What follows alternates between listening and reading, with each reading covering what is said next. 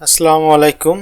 আজকে আমরা যে বিষয় নিয়ে ভিডিওটা তৈরি করব সেটা হচ্ছে আমরা প্রথম পর্বে XG5000 একটা সফটওয়্যার দিয়ে স্টার ডেল্টা মোটরে যে কন্ট্রোল করেছিলাম সেটা হলো এইটা। তো একটা মোটরে স্টার ডেল্টা সার্কিটটা করার পরে আমরা এই সফটওয়্যারের ভিতরেই সিমুলেশন কমপ্লিট করছিলাম এবং এখান থেকে অন অফ করার যে সিস্টেমগুলা এখানেই আবার সম্পূর্ণ চেক করার যে ওয়েগুলা সেই কাজগুলো আমরা সম্পন্ন করেছি।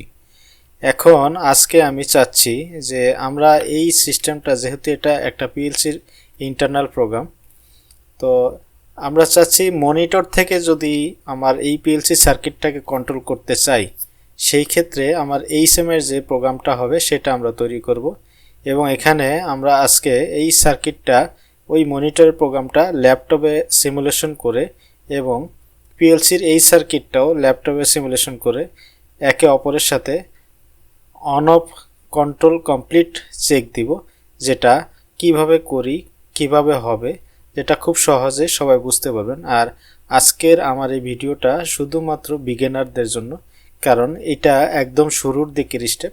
কারণ এটা যারা অলরেডি কাজ করেন পিএলসি রিলেটেড তারা এই সাধারণ বিষয়গুলো তাদের কাছে খুবই সাধারণ বিষয়, কারণ এটা জটিল কোনো কাজ না। কিন্তু যারা এখনও এই কাজগুলো শিখতে পারেনি তাদের জন্য কিন্তু এটা অনেক জটিল। তাই আমি একেবারে খুব শুরু থেকে একদম খুব সহজভাবে স্টেপ বাই স্টেপ আমি ধীরে ধীরে আপ করব। যারা একদম শুরু থেকে শিখতে যাচ্ছেন আমার এই ভিডিওগুলো দেখলে তাদের আশা করি খুব সুন্দরভাবে কাজটা শুরু করতে পারবেন এবং পরবর্তীতে একবার ভিডিও দেখলে আশা করি খুব সুন্দর সহজভাবে বুঝে যাবেন এবং নিজেরাই কাজগুলো করতে পারবেন। তো আজকে শুরু করি। এই প্রোগ্রামটা এখানে আমি মিনিমাইজ করে নিচ্ছি এবং এটার জন্য আমার এখন মনিটর সফটওয়্যার যেটা তৈরি করব এই সময়ের জন্য প্রোগ্রাম, সেটা সফটওয়্যারের নাম হচ্ছে xpbuilder আর এটার ভার্সন হলো 2.20। আমরা আজকে এই সফটওয়্যারটা ওপেন করে নিচ্ছি। এটা ওপেন করার পরে আমরা এখানে হলো মনিটরের জন্য যে কাজগুলো করব সেটা হলো আমরা আবার XG5000 ওপেন করে নিলাম। এখানে আছে একটা ওভারলোড, একটা অফ সুইচ, একটা অন সুইচ এবং তিনটা কয়েল যেটা আমরা ম্যাগনেটিক কন্ট্যাক্টর হিসেবে কাউন্ট করি এবং একটা টাইমার। এই সবগুলো অপশনই আমরা মনিটরের প্রোগ্রামে অ্যাড করব। এখানে আমরা XG5000 ওপেন করে রাখছি এবং এক্সপি বিল্ডারটা এখানে ওপেন হয়ে গেছে। এখন আমরা এখানে যাব ক্রিয়েট প্রজেক্টে যে আমরা একটা মনিটরের মডেল সিলেক্ট করব। তো আমি প্রথমে এখানে ধরি যে এক্সপি সিরিজের একটা মনিটর নিলাম এবং তার একটু বড় সাইজে যদি মনিটর নেই তো এখানে ধরি XP80 TTA এই মডেলটা নিলাম। এরপরে এখানে আছে প্রোডাক্ট কমিউনিকেশন প্রোগ্রামটা আমরা চাইলে নিতে পারি, এখন কোনো ব্যাপার না। এবং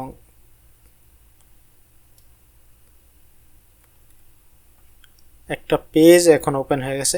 এই কমিউনিকেশন পেজ এইটা কিন্তু অনেক একটা গুরুত্বপূর্ণ একটা বিষয়, যে এখানে কমিউনিকেশন পেজ যেটা আনা হয়েছে সেই পেজটার কাজ হচ্ছে এখানে এই যে একটা আছে ইউজ পিএলসি সিমুলেটর আর প্রোগ্রাম মনিটর, আমরা এই দুইটা অন করে দিব। অন করে দেওয়ার পরে আর কিচ্ছু করতে হবে না, যা আছে তাই এখানে ওকে করে দিলাম। ওকে করে দেওয়ার পরে আমাদের প্রথম কাজ হলো এই ডিসপ্লেটা এখন ব্যাকগ্রাউন্ড আছে ব্ল্যাক কালার। তো ব্যাকগ্রাউন্ড ব্ল্যাক কালার থেকে আমরা একটা সৌন্দর্যের জন্য একটা কালার আগে চেঞ্জ করে নিই।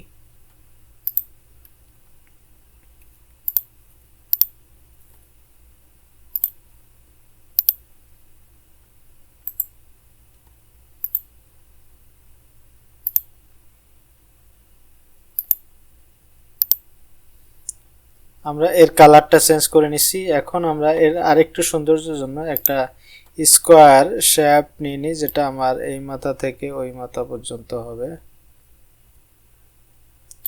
যেহেতু এটা বড় ডিসপ্লে নিছি আমার এটা একটু জুম, এটা ক্যান্সেল করে নিই, জুম মাইনাস করে নিই। মাইনাস করে নিলে আমাকে বুঝতে সুবিধা হবে। তো আমরা এটা প্রথমে একদম ফুল স্ক্রল করে ফুল স্ক্রিন নিলাম। নেওয়ার পরে এদিকেও একটু বাকি আছে। এবার এটাকে আমরা কালার দিব, ধরি যে রেড কালার দিলাম। এবার উইথ 15 দেই, এটা লাইন উইথটা 15 দিলাম।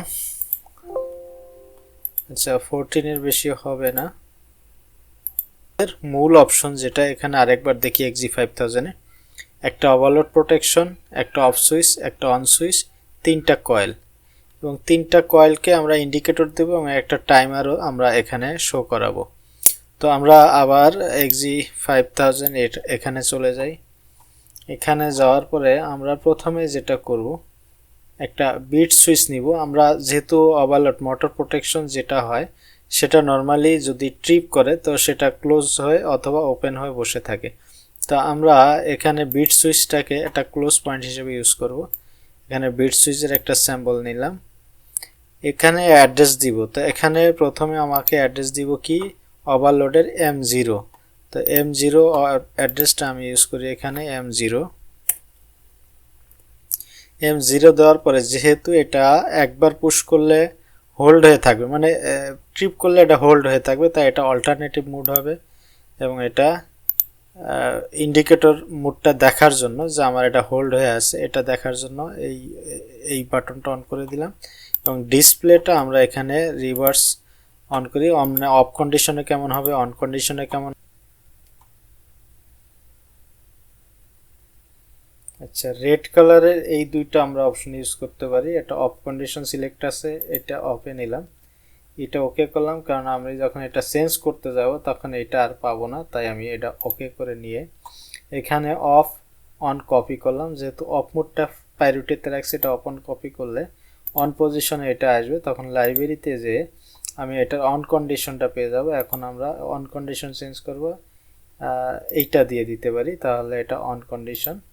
এর সাথে আমরা এর মাঝখানে সুইচের মাঝখানে যে লিখবো যে এটা কিসের সুইচ, তার জন্য এখানে আমি টেক্সটে যাই, টেক্সটে যেয়ে এখানে ইউজ কন্ডিশন অন এ কি থাকবে অফে কি থাকবে সেটা লেখার জন্য। তো অন হলে ধরি যে ট্রিপ, ওভারলোড ট্রিপ সংক্ষেপে লিখলাম সহজে বোঝার জন্য, আর অফ কন্ডিশন হলো ওভারলোড ওকে। ওকে, তো এখানে আমরা ফন্টটা একটু বড় করে দিতে পারি। ওকে বলতে গ্রিন দেই, এখানে বোল্ড দিলাম, ফন্ট সাইজ 20 দেই এবং অন কন্ডিশনে ওভারলোড যেহেতু ফল্ট আসতেছে তাহলে এটা ইয়েলো দেই, বোল্ড দেই এবং এটা ফন্ট সাইজ 20। তাহলে আমার এই সুইচটা সিলেকশন হয়ে গেছে, সেন্টার আছে, বোল্ট আছে। আচ্ছা, এটার কাজ শেষ, আমার এটা সুইচ তৈরি হয়ে গেছে। তো এখন পরবর্তীতে আমার আরও দুইটা সুইচ হবে। তো আমি এটাকে কপি করে নিচ্ছি, এটাকে কপি করে পেস্ট করলাম। পেস্ট করার পরে এটাকে আমরা অফ সুইচ হিসেবে ব্যবহার করব। তখন আমি যেহেতু আমার অফ সুইচের অ্যাড্রেসটা হলো M1, তাহলে আমি এখন M1 দিব। M1 দুইটাতে M1 হবে। এখন এখানে আছে অল্টারনেটিভ বলে একবার চাপ দিলে ফিক্সড হয়ে থাকবে। যেহেতু আমরা এটা পুশ সুইচ দিয়ে কন্ট্রোল করব, তাই এটা মেমোরি এন্ট্রি এটা হবে। এইটা হলে আমার এটা পুশ সুইচের মতো কাজ করবে। তো ডিসপ্লে আমরা যা আছে তাই রাখি যেহেতু এটা অফ সুইচ, এবং টেক্সে এটা হবে আমার অন কন্ডিশনে। অন কন্ডিশন মানে হলো মোটর অফ।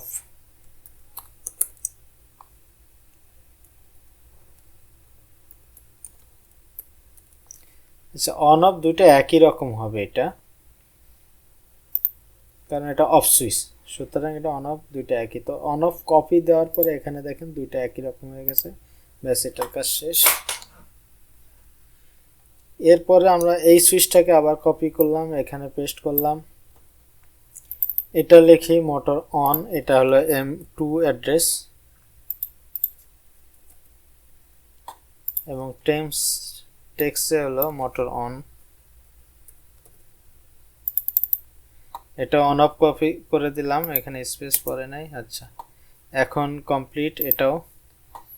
তো এটাও যেহেতু কমপ্লিট, আমার মূল কাজ ছিল হলো তিনটা অপশন।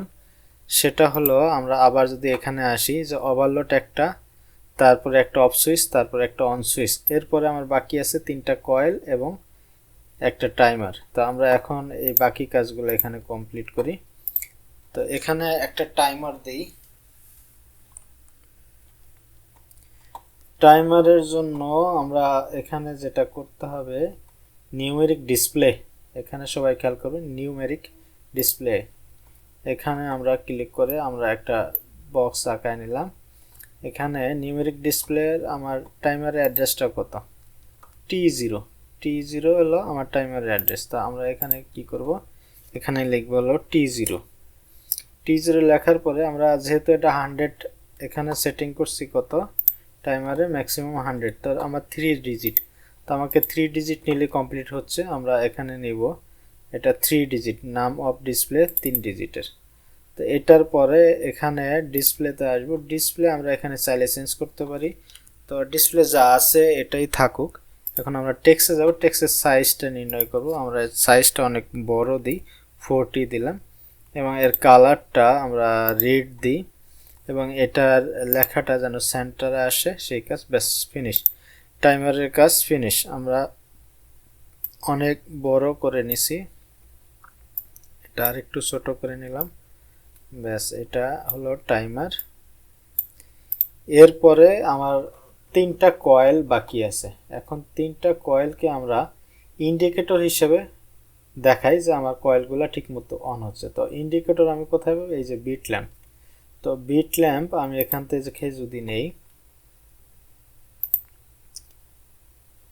বিট ল্যাম্পের বলতে আমার কয়েলকেও আমি অন করছি সেটা কয়েল হিসেবে দেখাতে পারি, আবার বিট ল্যাম্প হিসেবে দেবো, মানে আমি একটা আউটপুট নিচ্ছি। তো বিট ল্যাম্পটা একটা আউটপুট হিসেবে কাজ করবে। তো এখানে K0, K1 আর K2 3টে অ্যাড্রেস ইউজ হবে। তাহলে আমার বিট ল্যাম্প নিব 3টা, সেই 3টা হচ্ছে K0 হলো প্রথমটা, ডিসপ্লেতে গেলাম, অন অফে কি কন্ডিশন আছে এই অবস্থা।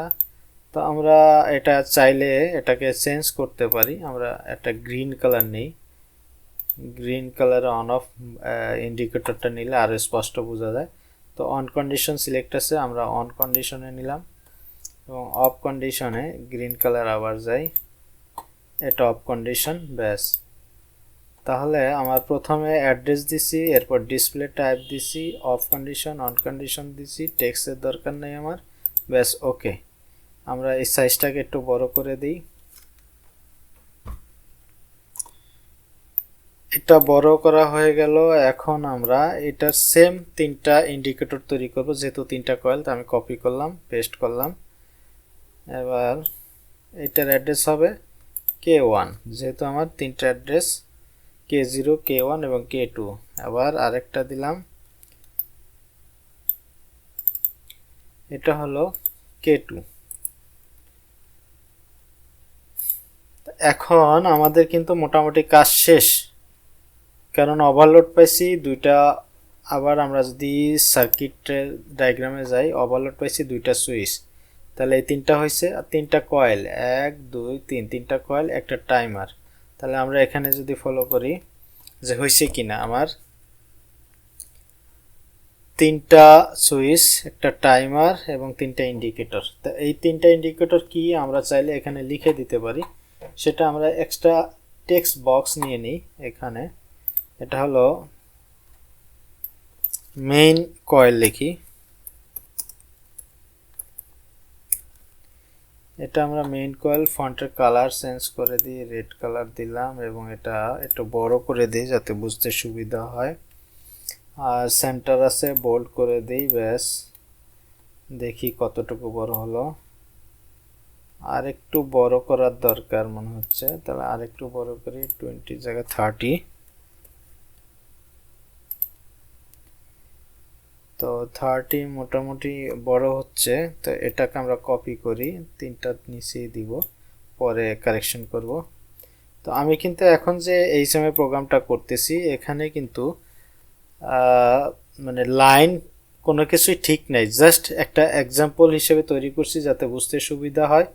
তো সেই জন্য আমি এটা লাইন ঠিক না করে জাস্ট বসায় যাচ্ছি আপনাদেরকে দেখানোর জন্য যে আসলে কত সহজে একটা এসএমএর প্রোগ্রাম তৈরি করা যায়। তো এখন এটা হবে আমার star contact, star coil, star coil, আর এটা হবে ডেল্টা কয়েল।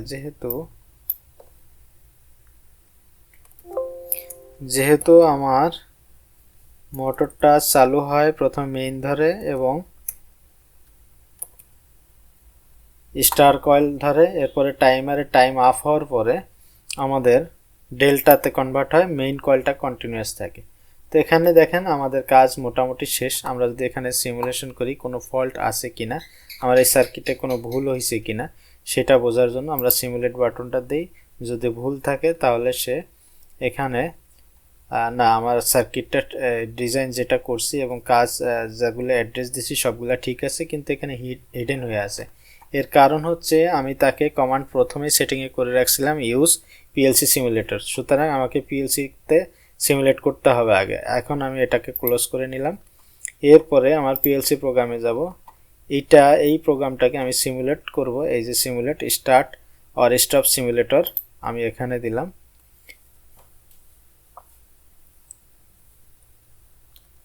এটা ওকে করে দিচ্ছি।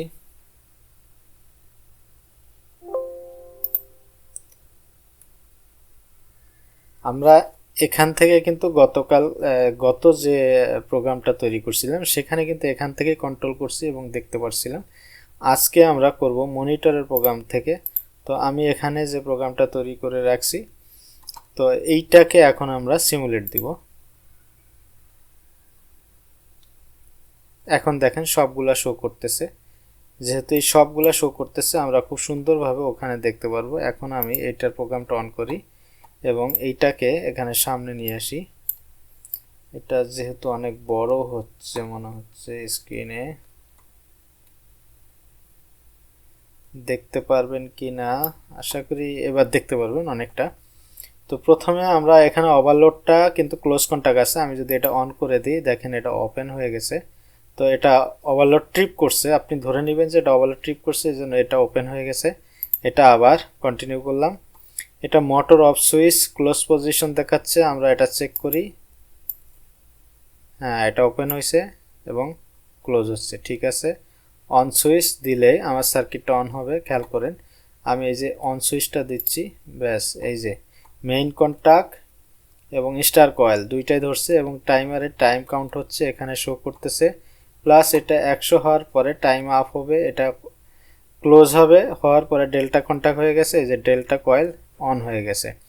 তো এই ডেল্টা কয়েল অন হয়ে যাওয়ার পরে মেইন কন্টাক্ট এবং ডেল্টা কন্টাক্ট এই দুইটা অন আছে। এই অবস্থায় আমরা সার্কিটটাকে চেক করব যে আমার কোনো কারণে মোটরের কারেন্ট ওভার নিচ্ছে, সেটা ওভারলোড প্রোটেকশন সে ট্রিপ করছে। তো ট্রিপ করার ফলে কি হবে, আমার এই সার্কিটটা ট্রিপ করলো, পুরা সার্কিট অফ হয়ে গেল।